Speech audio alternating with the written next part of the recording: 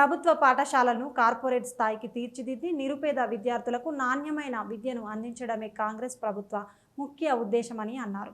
ప్రభుత్వ విప్ విజయ రమణారావు పెద్దపల్లి జిల్లా కాల్వ శ్రీరాంపూర్ మండలం గంగారం, ఉషన్నపల్లి గ్రామాల్లో ఆయన విస్తృతంగా పర్యటించారు.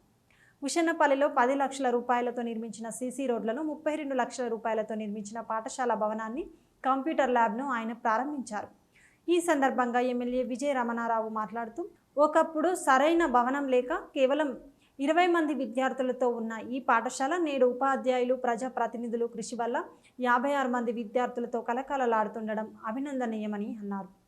రాబోయే రోజుల్లో ఈ సంఖ్యను 75కు పెంచాలని పిలుపునిచ్చారు. పాఠశాలకు విద్యుత్ బిల్లుల భారం తగ్గించేందుకు హెడ్ మాస్టర్ సమ్మయ్య, ఎంఈఓ, గ్రామ సర్పంచ్ చొరవతో సోలార్ విద్యుత్ ప్లాంట్ ఏర్పాటు చేయడం పట్ల హర్షం వ్యక్తం చేశారు. ముఖ్యమంత్రి రేవంత్ రెడ్డి ఆలోచనల మేరకు నియోజకవర్గంలో విద్యారంగానికి ఇప్పటి వరకు 50 కోట్ల రూపాయలకు పైచిలుకు ఖర్చు చేశామని అన్నారు. గంగారం టర్నింగ్ మెయిన్ రోడ్డు, ఉషన్నపల్లి నుంచి పందిళ్ళ చౌరస్తా వరకు డబుల్ రోడ్లు మంజూరు చేయిస్తానని ఎమ్మెల్యే హామీ ఇచ్చారు.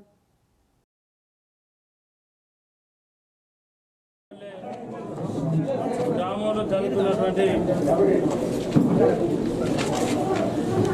సీసీ రోడ్లు 5 లక్షల సీసీ రోడ్ల ప్రారంభోత్సవం, అదేవిధంగా మరి మనం 32 లక్షలతో 2 స్కూల్ బిల్డింగ్ భవనాలు నిర్మాణం చేసుకున్నాం.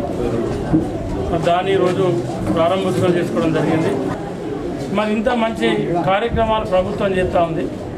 ఇవాళ అతి తొందరలోనే మరి మిడ్ డే మీల్స్ ఇవాళ పెడతా ఉన్నాం.